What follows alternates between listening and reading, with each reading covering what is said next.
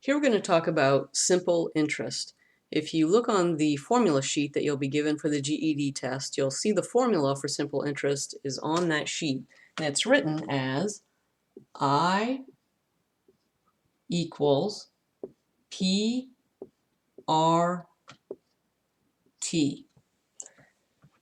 And so what this stands for is I stands for interest.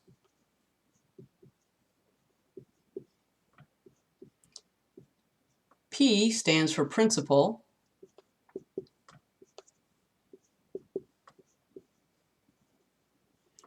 Now, remember when you have three variables written right next to each other, or any variables written right next to each other, that implies multiplication. So when it says PRT, it really means P times R times T. So here it's principal times R stands for rate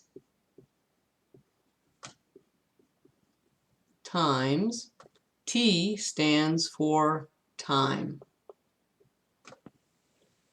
Now, interest is this extra money that you're either going to earn or extra money you're going to pay for, depending on whether you're investing money or you're borrowing money. For example, when you charge something on your credit card, it's like you're borrowing money, and so the credit card has an interest rate, and so you end up paying more than what you actually purchased that item for because of the interest that you have to pay.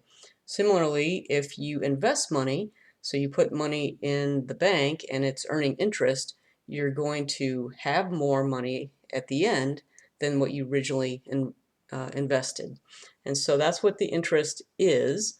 Principal is that original amount of money that you either borrowed or invested. So we'll just write original amount. That's what the principal is. The rate is that interest rate. It's the rate that you are earning. And so in the GED test, most often this rate is going to be the annual rate. And this is usually going to be written as a percentage. So the percentage part of these problems is this rate.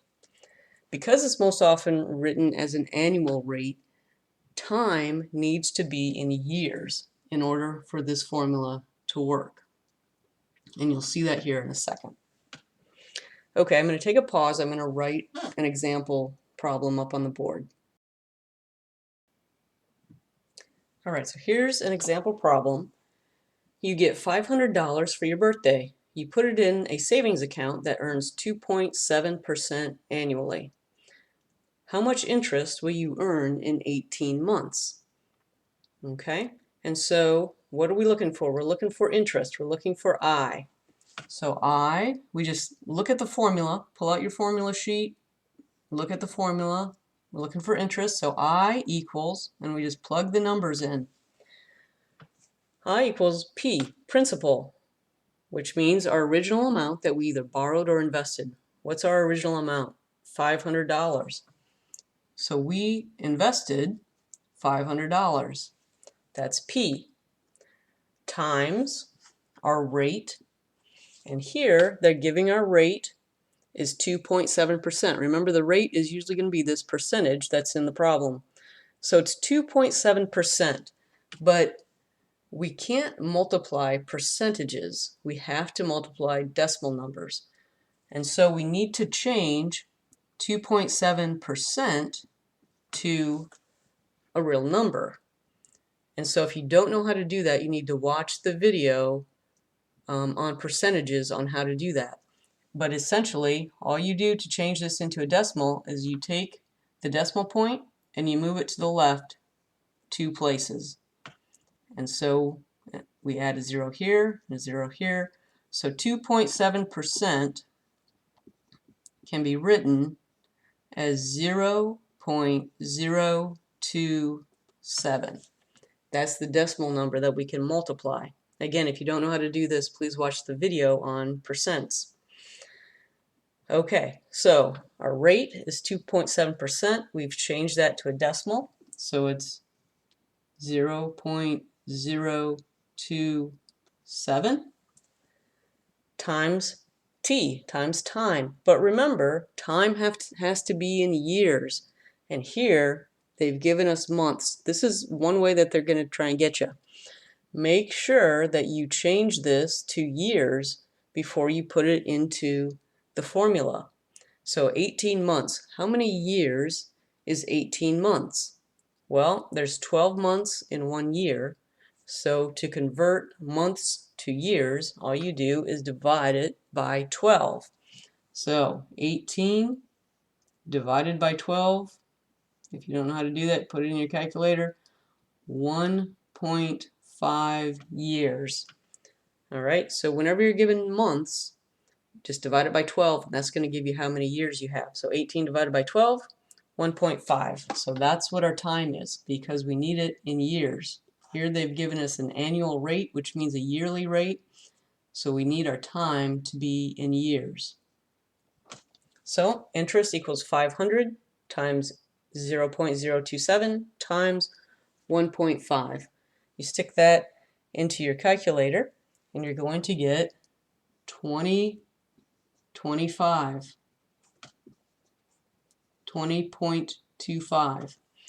And we're dealing with money, so it's $20.25. That's how much interest you will have earned in 18 months.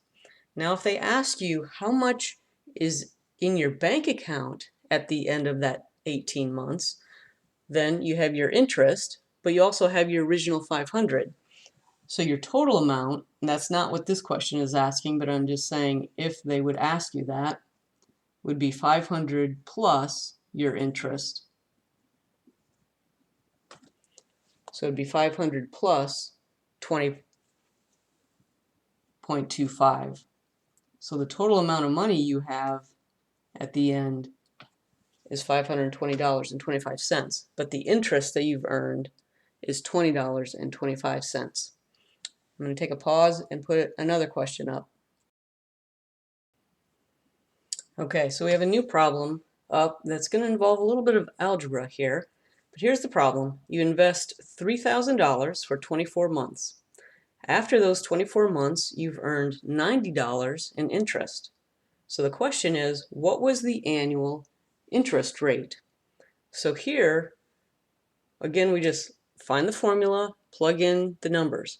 Here, we know the interest. They're telling us $90 is interest. So $90 is I.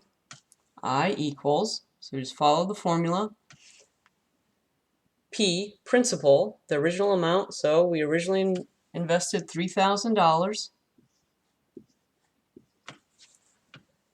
Rate. Now that's what they're asking us. We don't know what the rate is. That's what we have to figure out. So we're going to leave that as a variable. Times time. They've told us 24 months. But again, they're looking for the annual interest rate, so time has to be in years. So how many years is 24 months? Remember, just 24 divided by 12, which is 2. So our time is 2. So now we have 90 equals 3,000 times r times 2. We have to solve for r, an algebra problem. So the first thing we're going to do is, we can multiply the 2 and the 3,000 together. So let's do that. 90 equals 6,000 r. Remember, when you write two things together with a variable, it just means multiplication. So that means 6,000 times r. Now, what times 6,000 will give you 90?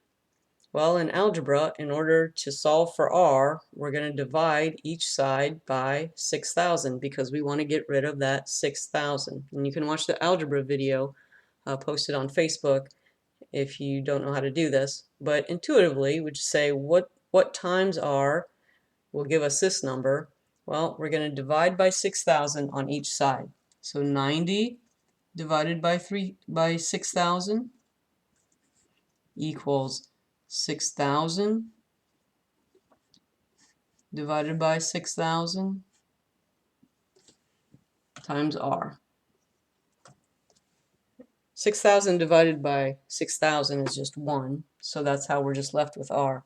90 divided by 6,000, you put that into your calculator, and you get 0.015 equals R. Okay? Now remember, though, they're probably, and you'd have to look at the problem, but they're probably looking for a percentage. This is not the percentage, this is your decimal number, so we need to change this to a percentage. And if you don't know how to do that, watch the video on percentages. But essentially, now, to take your decimal to a percentage, you move the decimal point to the right 2 spots. So 0.015 is really 1.5%. And again, if you don't know how to do that, watch the video. So these are 2 types of problems that you might get with this simple interest formula.